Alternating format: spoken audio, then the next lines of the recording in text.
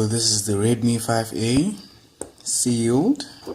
Bought it for my mom-in-law, but then she's out of the country, and the unit that I bought for myself, Xiaomi Mi A1, is not currently available, so I'm going to unbox this and hopefully get another unit for my mom-in-law, or then get another unit for myself. But for now I need a reasonable daily driver, and the current phone that I'm using is extinct. Okay, so let's get the unwrapping done. You can see this is the global version. You can get in Chinese version, but then I reside in South Africa, so the global version is the one that will come with Play Store pre-installed. So just to get a rundown on the specs for the phone, the Redmi 5A has a 5-inch display and a 13 megapixel rear camera. It's a single camera, and it has a dedicated micro SD card slot which you can expand up to 128 gigabytes, and it also is powered by the Snapdragon 425. So it's not one of the good ones, but then this is a mid-level range phone. This plastic is out. Comes in a neat little box. Okay, you can see this is silver variant. Okay, put that on the side. Check out what's in the box. Get some documentation, Redmi 5A, and it says what's inside. And then you get a single USB cable. This is not Type-C, so it's a micro USB cable. Excuse the focusing on my camera. It's the extinct phone I was talking about. I won't mention what it is for my own reasons. And then inside the box you will see we have the SIM ejector tool. If I open up here, you get a power brick. This is this type of power brick. It's the 3-pin box version. This one would be very useful in Zimbabwe, where I'm just coming from now. And this is a normal power brick that has 5 volts, 2 amps. You probably won't be able to see that, but then I'll put that on the side. And then let's see if there's anything else in the box. Seems to be nothing in here. I'll just take out the SIM ejector tool, put it on the side. Okay, let's have a look at the phone itself. Okay,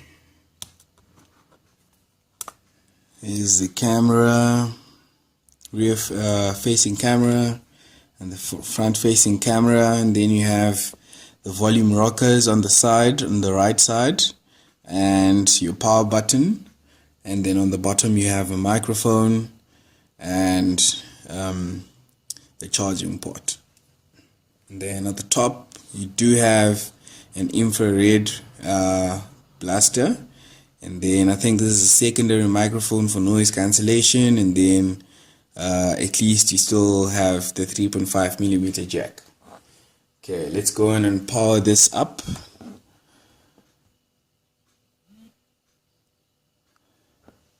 Okay, so this is a Xiaomi Redmi 5A. You can see it says there mi.com. It doesn't support, okay, there we go. It says powered by Android. You can see out of the box what version of Android it comes in. Hopefully you'll be able to upgrade to a decent version of Android. So this is the 16 gigabyte variant. Okay, there we go. It's powering up. Lightning fast, MIUI 9, so that's the flavor of MIUI that comes on this phone. Okay, I think I can take this.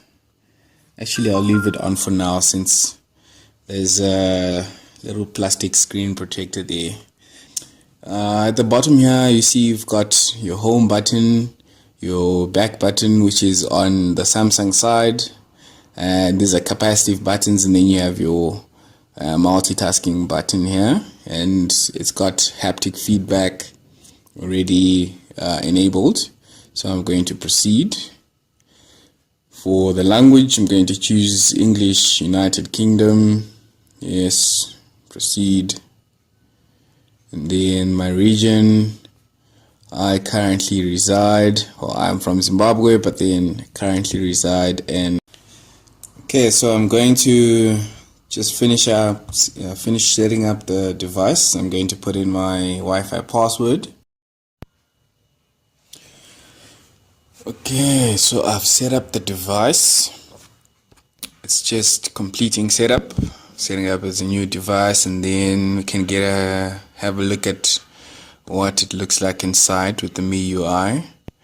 But right now, the general feel of it's quite solid, but then for a budget phone, you can't expect any more from it. And hopefully I'll only be using this as my current daily driver for a few days, and then I'm looking to get the Mi A1 again for review purposes. I've been using the Mi A1 for about 10 months, and then I'd also like to get the Xiaomi Mi 8 or the Mi Mix 2S. So I'll be looking to get those units, and then I will review them in detail, well, at least in more detail than this.